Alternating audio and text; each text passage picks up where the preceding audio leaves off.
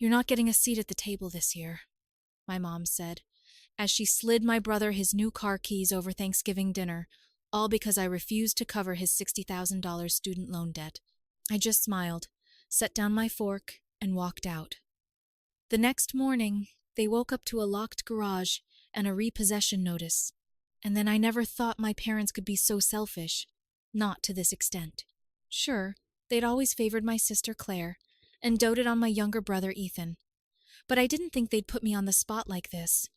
Not on Thanksgiving, and definitely not in front of the entire family. Dinner was in full swing, the table heavy with perfectly roasted turkey, buttery mashed potatoes, and cranberry sauce that still had the faint ridges from the can. My mom had gone all out, as usual, every detail screaming, perfect family holiday. I should have known better. About halfway through the meal, just as my Uncle Mike was telling some long-winded story about his fishing trip, my mom cleared her throat. She reached into her pocket and pulled out a shiny set of car keys. I watched her eyes flick to Ethan, who was busy trying to cut through an overly dry slice of turkey. "For our son," she said, holding the keys up for everyone to see, the polished metal catching the soft glow of the chandelier, the one with a bright future ahead. Ethan looked up, his fork hovering awkwardly midair. My sister Claire leaned back in her chair, already smirking. My dad topped off his wine glass, suddenly very focused on the bottle's label. I felt the eyes of half the table swing in my direction, the unspoken comparison hanging thick in the air. My mom set the keys down in front of Ethan, whose face turned a deep shade of red. He looked at me, clearly uncomfortable. He hadn't asked for this. I knew that. He's 20. A college kid just trying to figure out life. He's not the problem. But my mom wasn't done. "You're not getting a seat at the table this year," she said, her tone sharp, deliberate. "Not after you refused to help your brother out." The room went dead silent. The only sound, the soft clink of my uncle's fork as it hit his plate. I felt the blood rush to my face. I didn't need to ask what she meant. A few months back, my parents had casually mentioned that they expected me to cover Ethan's $60,000 student loan debt, just because I had a steady job, had paid off my own loans, and bought my first house, just because I had finally managed to crawl out of the financial quicksand of my 20s. When I told them no, that I couldn't and wouldn't take on that kind of burden, my mom had gone cold. My dad had muttered something about family loyalty, and my sister had just smirked like she was watching a TV drama unfold. But this was a new low.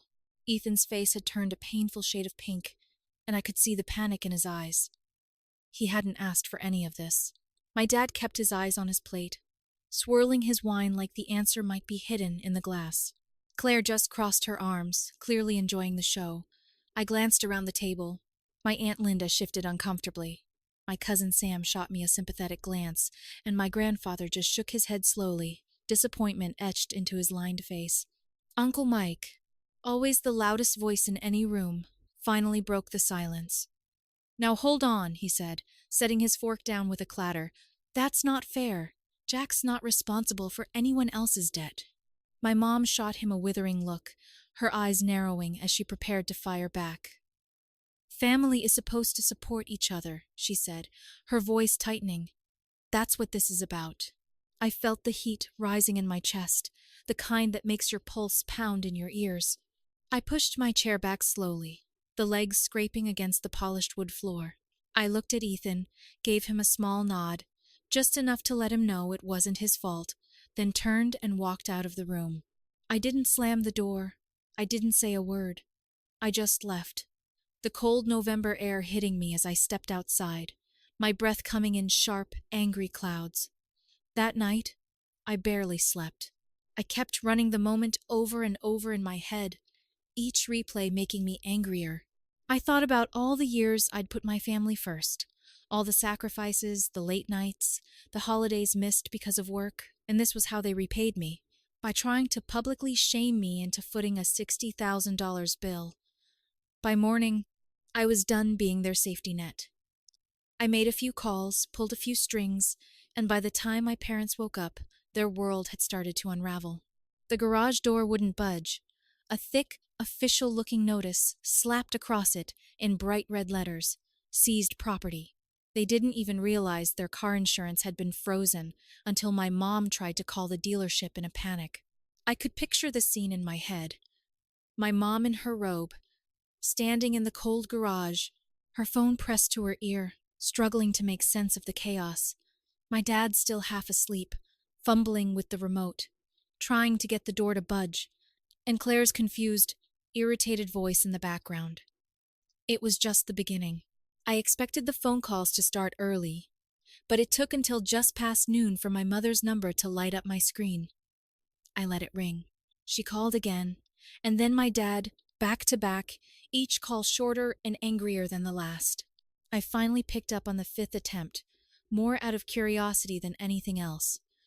"Jack, what is going on?" My mother snapped, her voice high and strained. "Why is our garage locked? Why are our accounts frozen? Is this some kind of sick joke?" I leaned back, stretching my legs out on my small second-hand couch, feeling the quiet satisfaction of a well-laid plan unfolding. "It's not a joke, Mom. It's business," she sputtered, caught off guard. "Business? Your family. You can't just—" I cut her off. "Funny. I thought family meant mutual respect, not trying to publicly humiliate your son in front of everyone, not treating me like an ATM just because I managed to get my life together." There was a long pause. I could hear my dad in the background, his muffled, confused questions only adding to the chaos on their end. My mom, ever the control freak, must have motioned for him to stay quiet, because she came back to the phone a moment later, her voice tighter but a little more controlled. "Jack, this isn't the way to handle things. You've taken it too far." I almost laughed. Too far? After years of bending over backward for them, after that Thanksgiving stunt, this was what she considered too far? I took a deep breath, forcing my tone to stay even. "Mom, you wanted to teach me a lesson at dinner, right? About loyalty and support? Well, consider this my lesson to you. Actions have consequences." I hung up before she could respond. Over the next few days, the fallout spread. They discovered that the car insurance, still listed under their joint business account, had been suspended due to a sudden and unexplained audit. I might have had a hand in that, leaning on a friend in the industry. The garage lockout was a more personal touch, a reminder that I still had a few cards left to play. The family chat exploded. My Aunt Linda, who had always been the quiet observer, finally snapped, calling my mom out for trying to publicly shame her own son. Uncle Mike added fuel to the fire, pointing out that if anyone needed a reality check, it was my parents. Amidst the chaos, my grandparents reached out. I'd always been close with them, the kind of bond that only grows when you spend long summers on their old farm, learning to drive an ancient tractor and listening to your grandfather's stories about the good old days. My grandmother's voice was soft but firm when she called me. "Jack, honey, your mother's been raising hell with the family, saying you've gone rogue. But I've heard what really happened. Don't let them bully you. You're doing the right thing." My grandfather, the quiet, steady type, didn't say much when he got on the line, just a low, gravelly, "Proud of you, son." Those few words coming from him meant more than 1,000 apologies from my parents ever could. As I hung up, I felt a strange mix of relief and anticipation. I knew my parents wouldn't back down. I knew the storm was just beginning, but for the first time in a long while, I felt like I had my footing, and I had a few more moves planned. The calls from my parents tapered off after that first chaotic day, but I knew them too well to believe they'd back down quietly. I could picture my mom pacing the living room, her phone clutched tight in one hand, her perfectly manicured nails digging into the leather armrest as she plotted her next move. My dad, meanwhile, would be standing by the fireplace, swirling his wine and some brooding movie villain, trying to figure out where he lost control. It didn't take long for their retaliation to hit. I came home from work a few days later to find my front door wide open. My heart dropped. I rushed inside, my mind jumping to worst-case scenarios, but nothing was missing. Instead, Everything was just moved. My books, usually lined up neatly on my shelves, were stacked haphazardly. The framed photos on my mantel were turned backward. My desk drawers were pulled out, contents dumped onto the floor like someone had been searching for something. I found my kitchen cabinets open, my plates and cups stacked in a careless pile on the counter. But it was the note on my refrigerator that made my blood run cold. Family takes care of each other. You'll come around. No signature, but I didn't need one. I grabbed my phone, hands shaking with a mix of anger and disbelief, and dialed my parents. My mom picked up on the second ring, her voice calm, almost amused. "Jack, honey," she said, drawing out each word. "I see you've been home." I felt my jaw tighten. "What the hell did you do to my place?" "Oh, don't be so dramatic," she replied, sounding almost bored. "It's just a reminder. You're still part of this family, whether you like it or not. You can't just cut us off without consequence." I closed my eyes, leaning against the wall, forcing myself to breathe. I wanted to scream at her, to let years of pent-up frustration pour out, but I knew better. She thrived on that kind of chaos. "Breaking into my house isn't family," I said, my voice low, barely controlled. "It's a crime." She let out a small, mocking laugh. "Don't be so dramatic, Jack. We just needed to remind you where you come from." I hung up, my mind racing. She had crossed the line, a big one. I spent the next few hours putting my place back in order, trying to calm my nerves, but the rage sat heavy in my chest, a cold, sharp weight that refused to settle. Then, just as I was about to call it a night, my doorbell rang. I froze, my mind immediately jumping to the worst. But when I opened the door, it wasn't my parents standing there. It was Ethan. He looked pale, his eyes darting nervously as he stepped inside, glancing over his shoulder like he expected someone to follow him. "Jack, I need to talk to you," he said quickly, his voice shaky. "Mom and Dad, they're planning something else. Something worse." I closed the door behind him, my mind spinning. I'd been ready for a fight, but this was starting to feel like a war. Ethan stood in my living room, his hands shoved deep into the pockets of his hoodie, eyes flicking nervously around like he was expecting my parents to burst in at any moment. I motioned for him to sit, but he just leaned against the arm of my couch, his foot tapping anxiously on the hardwood floor. "They've lost it, Jack," he said, his voice low, words tumbling out like he'd been holding them in for too long. "Mom's been on a warpath since Thanksgiving. She's talking about cutting you off completely. She even mentioned selling Grandma's old house, the one she promised you." My stomach tightened. That house wasn't just a piece of property. It was where I'd spent my childhood summers, where my grandparents had taught me about hard work and loyalty, where I'd first learned to drive, hands shaking as my grandfather calmly coached me from the passenger seat. It was supposed to be my inheritance, a piece of our family's history. I took a slow breath, trying to steady myself. "Why tell me this, Ethan? You're not exactly on their hit list." He looked down, his shoulders slumping. "Because this isn't right. You've done so much for them. For all of us. You paid your way through college, never asked for anything, and now they're trying to turn you into the villain because you set a boundary." I felt a flicker of something like pride mixed with a deep, simmering anger. I hadn't expected Ethan to take my side, not after the way our parents had pitted us against each other. "What else did they say?" I asked, my voice tight. Ethan hesitated, rubbing his hands together, clearly struggling with whatever came next.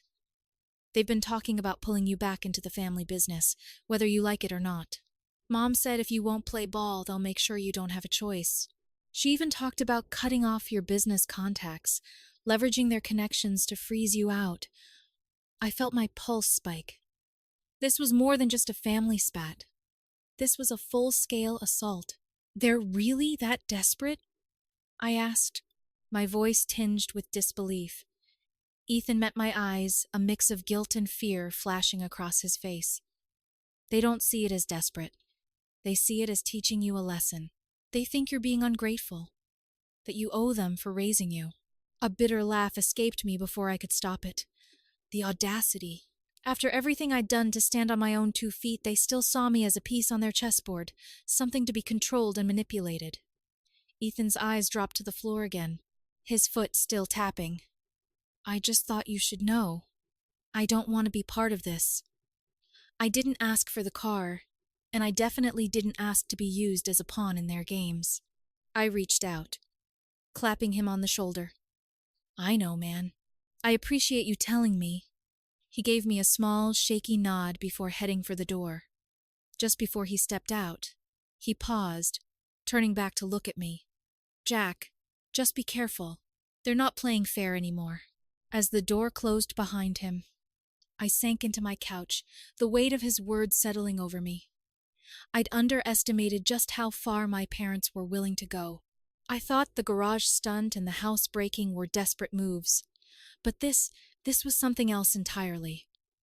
If they wanted to play dirty, fine, I could do the same. I picked up my phone, scrolling through my contacts until I found the number for my lawyer. It was time to take the gloves off. I spent the next few days preparing, moving like a man possessed. If my parents wanted a war, I'd give them one, but on my terms. They thought they could bully me into submission, corner me into playing the obedient son again. But they had no idea how far I was willing to go to protect the life I'd built. First, I locked down my business. I reached out to my key clients, quietly moving contracts and sensitive information to a separate, untouchable LLC I'd set up years ago for just this kind of emergency. I cut my parents out of every professional connection they might have tried to poison, severing ties before they even had the chance to make their move. Next, I turned my attention to the family business, the source of their financial power. My father had always been the face, but it was my grandfather who had truly built it, brick by brick, decades before my parents had even entered the picture. What my mother had conveniently forgotten in her fury was that my grandfather had never really trusted anyone but me to manage the finances. I met with my grandfather at his favorite diner, the one with cracked vinyl seats and greasy bacon that he swore kept his heart strong. He was already waiting, a cup of black coffee in his hand, his sharp eyes tracking me as I slid into the booth across from him. "Jack," he said, his voice low and rough from years of chain smoking, "I hear your mother's stirring up trouble." I nodded, not bothering to sugarcoat it. She broke into my house, messed with my things, and now she's talking about cutting me out of the family business entirely. She's even threatening to sell your old house, the one you promised me, he sighed, his leathery hands tightening around his mug. I figured it had come to this. She's always been a bit too controlling for her own good. I leaned in, my voice dropping. "Grandpa, I need your help. I can't let them take everything I've worked for. I won't let them turn me into a pawn in their games." He leaned back, studying me for a long moment, the wrinkles around his eyes deepening as a small, approving smile crept onto his face. "I was wondering when you'd finally stand up to them. Took you long enough." We spent the next hour outlining a plan, his voice steady as he laid out the details. By the time we left the diner, I had the full support of the family patriarch behind me. My grandmother had already quietly transferred the deed to her old house into my name, cutting my parents out completely. Back in my car, I made a final call to my lawyer. I had him draft a restraining order, making it crystal clear that any further harassment from my parents would land them in court. The next morning, I sent the paperwork to their house. I could imagine my mom's face as she opened the thick envelope, her fingers trembling as she realized just how badly she'd miscalculated. Just as I set the envelope in my mailbox, my phone buzzed. It was a text from Ethan. "Thanks for standing up for yourself, Jack. I'm with you on this. I'll handle Mom and Dad." I leaned against my car, the cold morning air sharp in my lungs, a strange calm settling over me. My brother, the one person in this mess who had never once asked for a handout, had finally found his voice. It felt like the first real victory in this whole twisted game. I turned to head back inside, a small, satisfied smile pulling at my lips. My parents had played their hand, but they hadn't counted on me turning the entire table against them. It was almost over. It took a few days, but the fallout finally hit. My parents, who had always controlled our family's narrative, suddenly found themselves on the outside looking in. I hadn't heard from them directly since I sent the legal papers, but I heard the whispers through the family grapevine.